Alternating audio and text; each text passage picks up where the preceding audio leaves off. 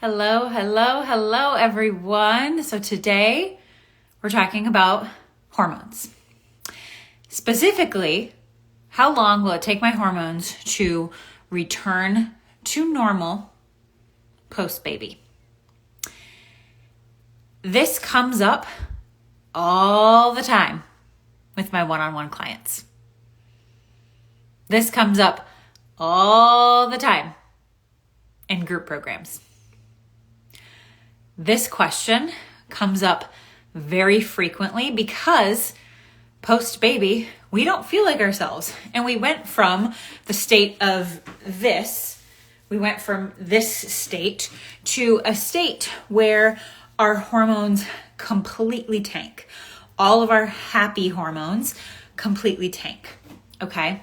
So a lot of women are really anxious to get back to themselves after baby. So in order to understand that a little bit better, I want to walk you through what a normal menstrual cycle looks like, and then talking through what a pregnancy looks like, and then walking through postpartum so we can kind of understand the phases here. So a normal menstrual cycle, we have a peak in our happy hormones around the time of ovulation. So ovulation is when the egg is released from your ovary, and that means we're ready to reproduce. So those happy hormones make us feel good. They make us feel sexy. They make us feel amazing, right? And we typically have like increased energy. We want it more, right? Like we feel really good. We want to be social. Like all these things kind of happen on that day 14 of your cycle. And I also want to be clear, when I'm talking about your cycle, I'm not just referring to the window of bleeding. Okay. I'm referring to the 28-day cycle. That's another really common misconception. Okay. So in a menstruating woman, and this might not be something that's clear. If you're on birth control, this is totally out the window. Okay. You don't have a cycle. So in women who are menstruating, not on birth control, that is a normal cycle to see that peak in happy hormones where we feel really good. Okay. Pregnant women have a steady rise in happy hormones through their pregnancy. Okay. Now, too much of a good thing can be a bad thing. Okay. So we talked about those happy hormones. We feel good. We have energy. We feel sexy. We want it more. That can in pregnancy be a little bit more complicated with stress of a newborn, with body changes and feeling self-conscious. That can be, affected by so many different things. So in pregnancy, while we do have that rise in happy hormones, we can have a little bit more of a complex emotional process kind of going on behind the scenes. Okay. So in pregnancy, we have those happy hormones kind of, coming up until our third trimester. And in our third trimester, a particular hormone called progesterone is 6 times the normal. Okay. So we have a ton of these happy hormones just hanging around.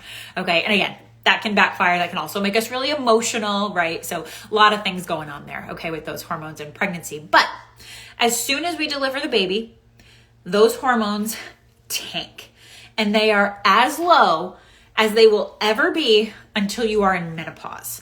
That's how low your hormones are post-baby, okay? These happy hormones are nowhere to be found, okay? Now, let's walk through a couple different scenarios here that would impact the rate at which you hormonally recover from a pregnancy, okay?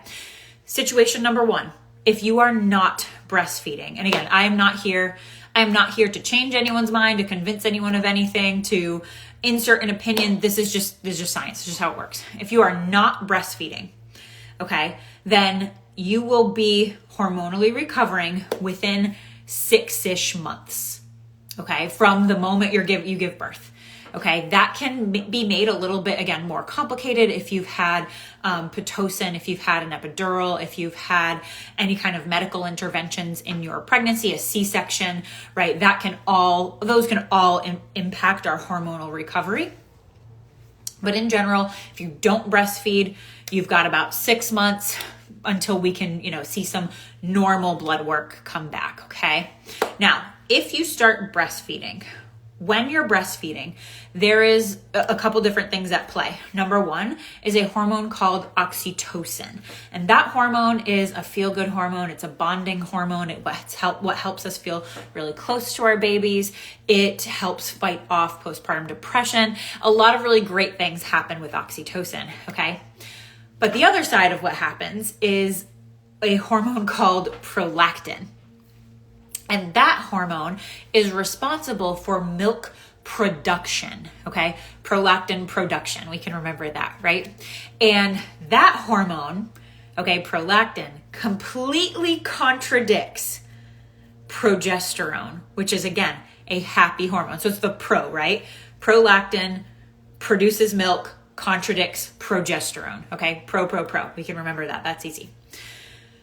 So when you're breastfeeding during what would be a normal cycle that we talked about in the beginning of this live, you're not getting that normal peak in happy hormones because prolactin kind of keeps that progesterone at bay while you're breastfeeding. And so this is why a lot of women can experience really severe PMS while they're breastfeeding. Okay, if you're breastfeeding and your menstrual cycle has returned, you can experience really intense PMS symptoms.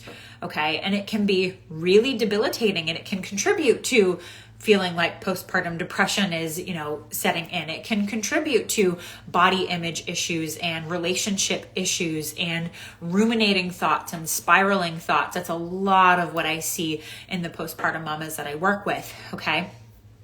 So that is something to keep in mind. And again, I would never tell a woman, hey, what we're going through right now, these really intense PMS cycles and, PMS symptoms, mental health symptoms that we're having, way too much, like we got to stop breastfeeding. That's never the vibe, right? But it's important to be aware of when these mental health issues, when these spiraling thoughts, these ruminating thoughts are popping up so that we can have tools in our pocket to make sure we are addressing those thoughts and addressing those behaviors so that we're making decisions that are positive for our health. Okay, so that is the overall there. So again, let's recap a little bit. If you don't breastfeed, as soon as baby's born, hormones plummet. Within 6 months or so, they return to normal. If you do breastfeed, you have the added complication of prolactin and oxytocin that don't allow you to have a quote unquote normal cycle. Okay, does that mean you should stop breastfeeding? No, absolutely not, but it's something to be aware of. Okay, so a lot of women will ask, well, I'm breastfeeding, my hormones are off. I know I'm having these really intense PMS symptoms. What can we do to fix it? And here's the thing. If we try to fix it, the answer to fixing it is getting that progesterone, that happy hormone up. But if we get that happy hormone up, the milk production hormone prolactin will go down because they contradict each other. Okay? So we can't actually fix your hormones while you're breastfeeding without affecting your milk supply. So right off the bat, if your goal is to produce milk, we can't actually affect your happy hormones, okay? Number 2, whatever interventions we did, whether that's supplementation, what have you, if you take a supplement, that's going through your milk to the baby, which is not safe, right? So while you're breastfeeding, a lot of women can get stuck in this cycle of feeling like their PMS symptoms are out of control. And really, that same concept of if you give birth and you don't breastfeed, you've got 6 months. Kind of the same thing if you're breastfeeding, but it's the second you're done breastfeeding, you've got 6 months or so before we're going to start to see your hormones return back to normal. Okay? So, takeaway here, a normal cycle has a peak in happy hormones where we feel really good. That's called ovulation. During pregnancy, happy hormones are on the rise, but there's way more complications going on there, right? Postpartum, if you're not breastfeeding, you've got 6 months before your hormones will be normal.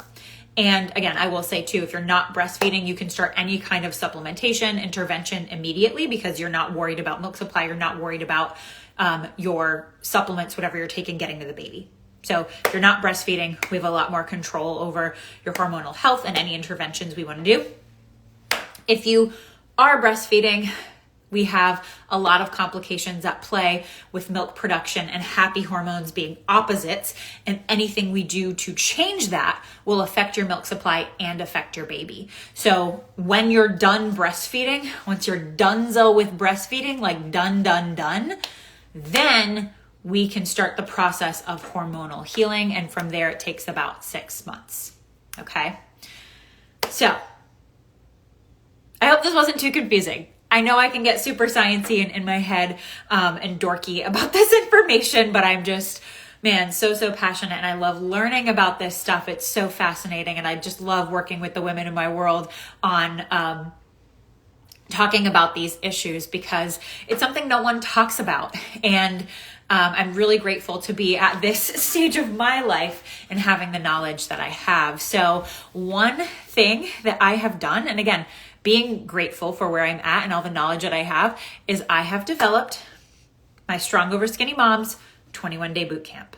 And this boot camp actually has several modules dedicated to hormonal health, towards mental health, towards body image, and towards goal setting. Okay?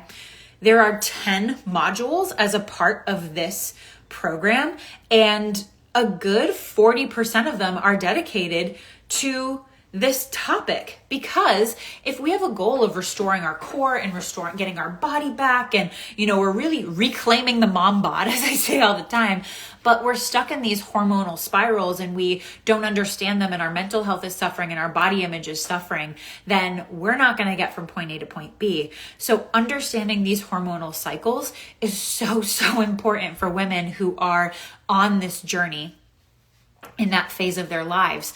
And this course is really designed for women who are pregnant, postpartum, or veteran moms who never had the education, because pregnant women, guess what? Your time to prepare for postpartum is now.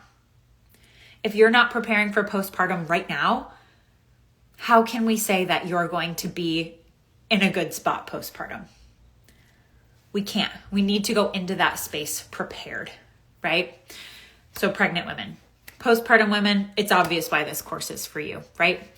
Veteran moms who maybe didn't have this education, again, we have to go back and understand what a normal menstrual cycle looks like so that we can understand, wow, what happened during pregnancy? Wow, what happened during my postpartum experience? And how can I get back from where I'm at right now, from where I am now, to where I want to be, right?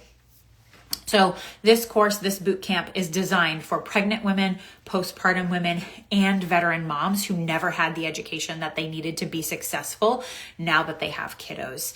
So this course is $397. It is a 21-day program that includes not only the course, but a live community for support, okay? And the link is in my bio. You have lifetime access. So if you're in the childbearing phases of your life, if you're in that phase of life like me, where you're having maybe baby number 1, maybe you're on baby number 2, whatever that looks like, maybe you're thinking of getting pregnant in the future, you have this course for life. Okay, so the link is in my bio. The second way you can get more information about this is I am hosting a hot seat event, which I'm so excited for. I've never done an event like this before, and it is going to be a Q&A session. So in that Q&A, you will be pre-submitting any questions you have for me, whether it's about hormonal health, mental health, body image, core exercises, pelvic floor health, anything you can think of. You will be pre-submitting questions, and I will be answering those questions for you. I'm only taking 10 women for this free event. Okay, this free event will be 10 women. I will be answering all 10 of your questions. So the cool thing is again, if you come in and say you have a question about nutrition and the, what protein intake you should have for your goal or whatever that looks like, I'm going to answer your question. But I'm also going to answer Jennifer's question about sets and reps in the gym and what's safe for her. And I'm also going to answer Susie's question about hormones. And I'm also going to be answering questions about this. I see someone asking about being pregnant. And so this is for a hot seat event that I'm doing. So if you want to register for that event, go ahead and DM me hot seat and I will send you the link to submit your question, and you will have exclusive access to the video that I do that has answers to all 10 of the questions that women are answering.